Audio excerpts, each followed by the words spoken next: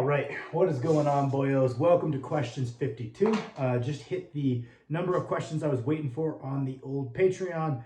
So I'm doing two videos today. I apologize for the spam. Hope you guys forgive me because I'm also going to log my training later today.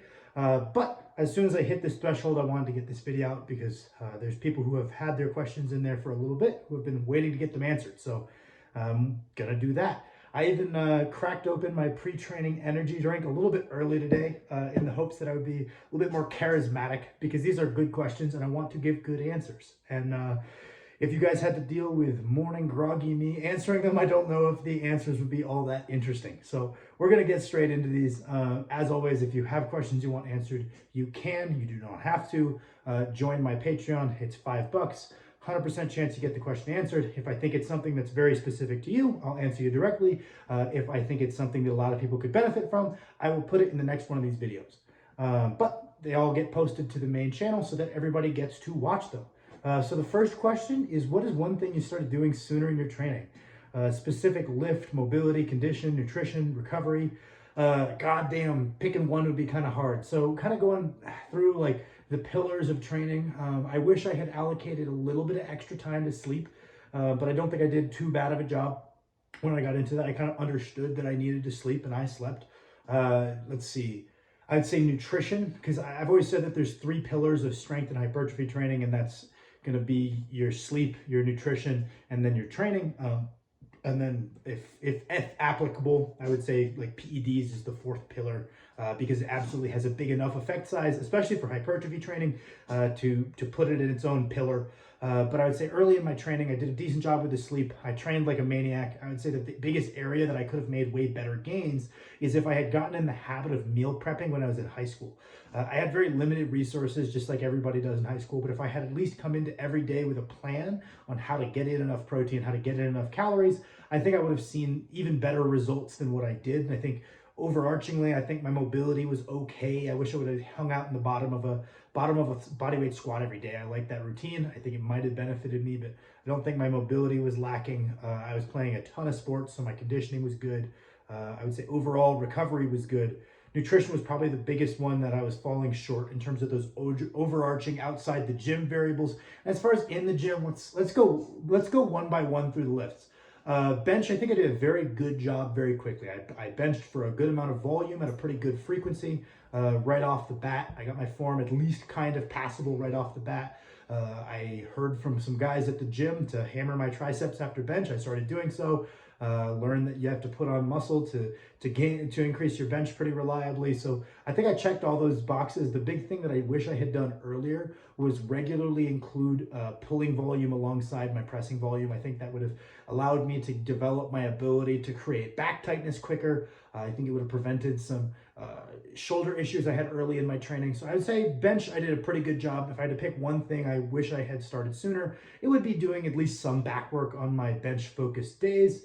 Let's see, squat. I wish I had just squatted more sets per week and a little bit more submaximal and mastered that skill early and not changed what I was doing so often. I think I did a pretty good job, squatting twice a week. I wish I'd maybe started at 3. No, I did do 3. I take it back. I started at 3.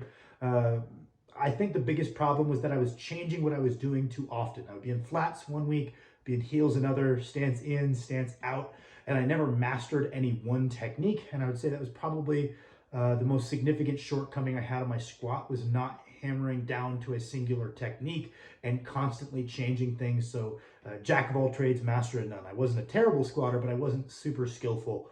And I think that I would be a better squatter had I locked in a skillful squat a little bit sooner in my training. And then deadlifts, I would say there's a lot of things I did wrong. I wish I had learned to not yank the bar.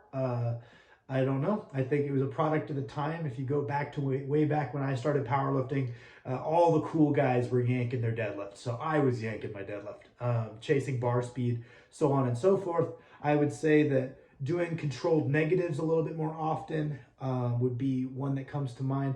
Probably the biggest one was I wish I would have hammered a lot of RDLs early in my training career and then graduated to stiff legs. I think that if I had done that, I would be a far better deadlifter than what I am now. If I had really laid that foundation of pure hinging strength, Probably could have done a little bit more upper back work. So as you guys can tell, I dropped the ball a lot here. The only thing I did a good job was making sure to do some ab work. But I wish I had done more hinging. So predominantly RDLs, then moving on to stiff legs for a decent amount of volume.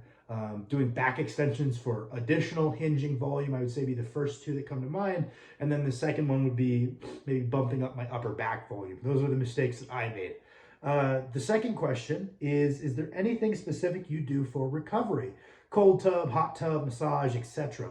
So I've talked about before, these other modalities of recovery are going to be scientifically, it's kind of debatable how much they do at all, whether a cold tub might dampen our hypertrophic response to training, because we do know that if we have anti-inflammatories really often, that actually makes it so we grow less from our training, because the inflammation within our muscles is the signal for adaptation. So if we dampen that signal, we dampen the adaptation.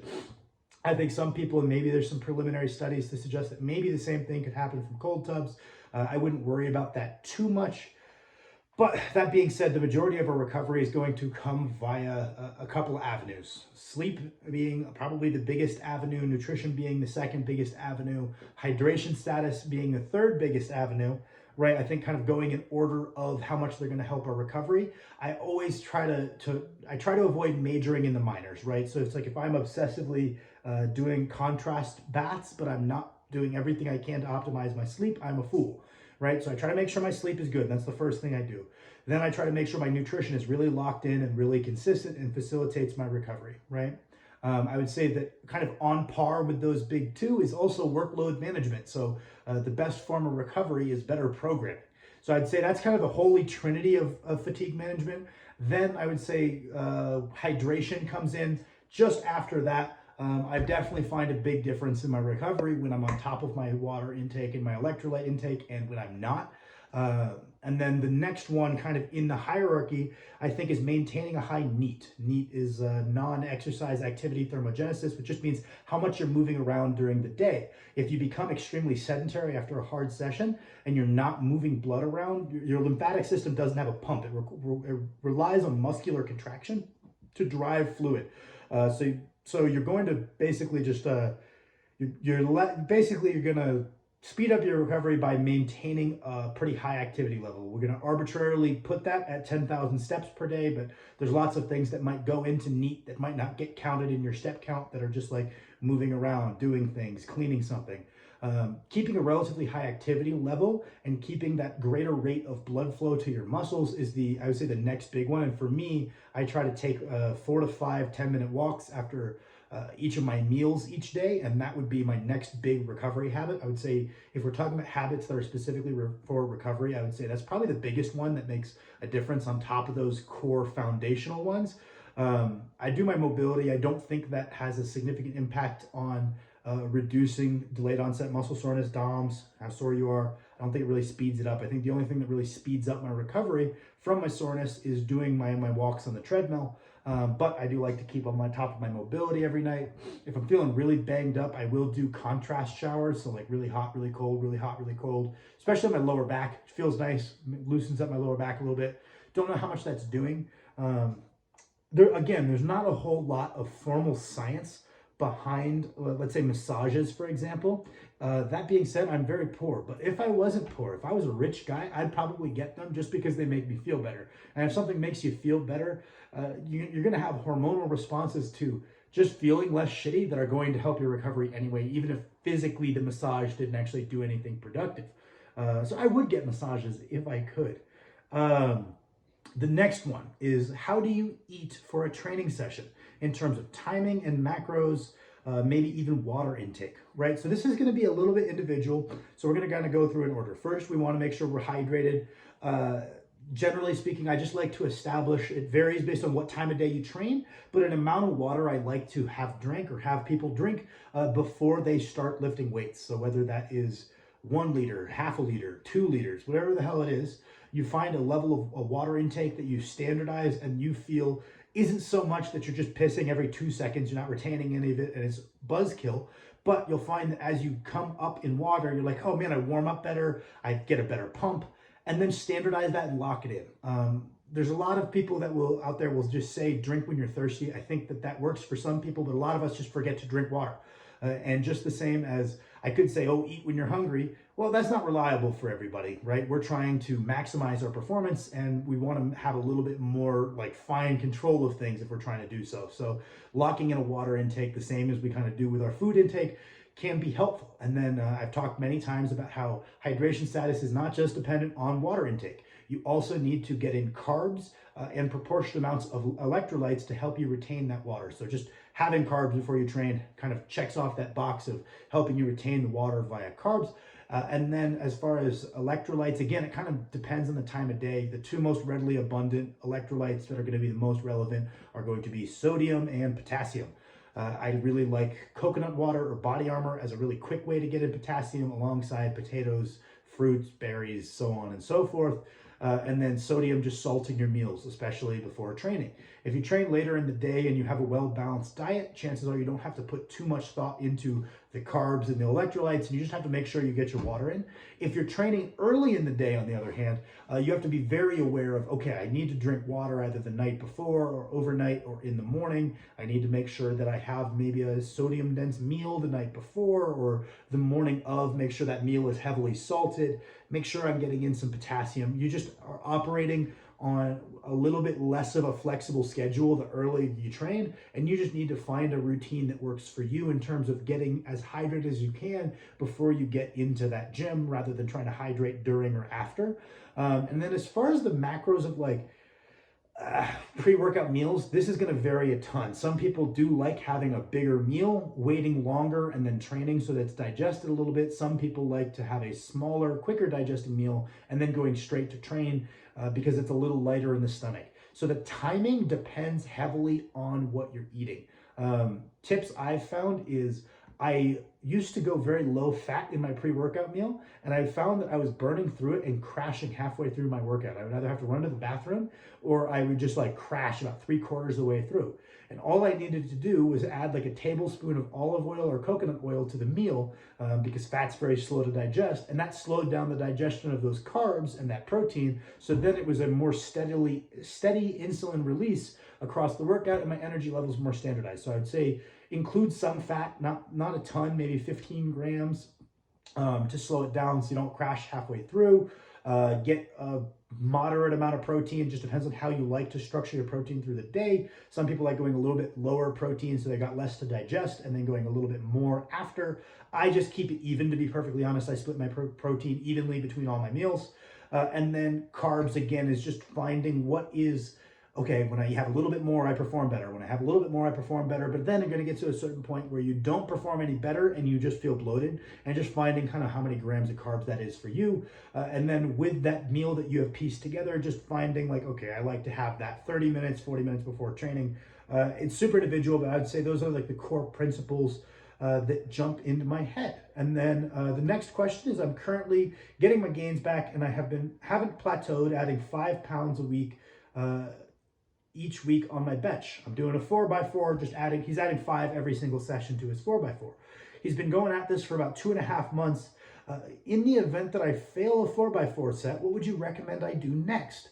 That's a great question. What I would recommend that you do is I would bifurcate your volume. What do I mean? I mean, split it into a little bit of heavier work and then a little bit more volume centric work. I would say 4x4 is a little bit on the lower end. So if we want to drive sustainable progression, especially at your level, I would say probably the best thing you can do is kind of take a concurrent approach, so that you got 2 ways you could do this. Let's just say you're benching 2 times per week.